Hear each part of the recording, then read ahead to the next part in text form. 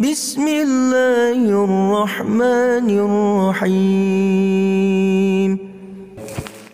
Hadis ini diriwayatkan oleh Umar bin Khattab. Nah, karena memang niat itu jadi pondasi utama, Pak. Baik, kita fokus ke Umar dulu. Umar bin Khattab itu dia lahir, Pak, 13 tahun setelah Nabi lahir. Ada yang tahu Nabi lahir tahun apa? Tahun gajah ya? Tahun gajah, benar. Tahun gajah itu waktu itu disebut tahun gajah karena kejadian penting yang menandai tahun itu, yaitu serangan Abraha. Nah, Umar itu lahir 13 tahun setelah itu. Jadi Rasulullah itu lebih tua 13 tahun dari Umar. Gitu. Dia masuk Islam umur 27 tahun. Umur 20 tahun ke-6 Hijriah. Artinya adalah Nabi udah jadi Rasul 6 tahun, dia baru masuk Islam. Jadi, dan dia masuk Islam karena doa Rasulullah. Ya Allah, jadikan salah satu dari dua Umar atau yang menjadi penopang agama Islam. Itu doa Rasulullah. Kalau enggak Umar bin Khattab atau Abu Jahal. Allah kabulkan.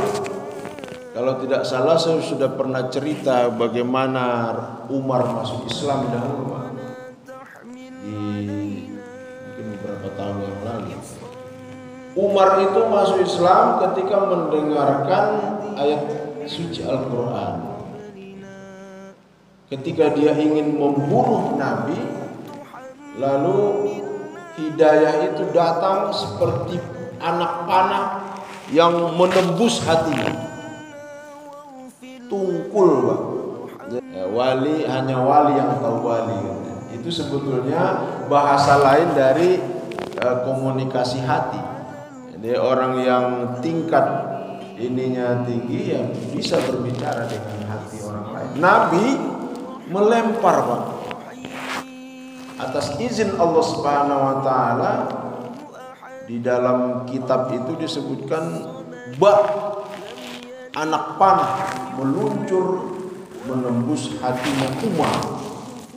Kemarahan itu langsung layu diganti dengan derai air mata.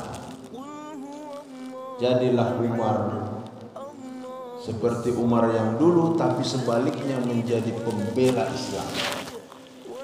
Dan Umar itu, Pak, Ibu, dia ayat belum turun dia udah bilang.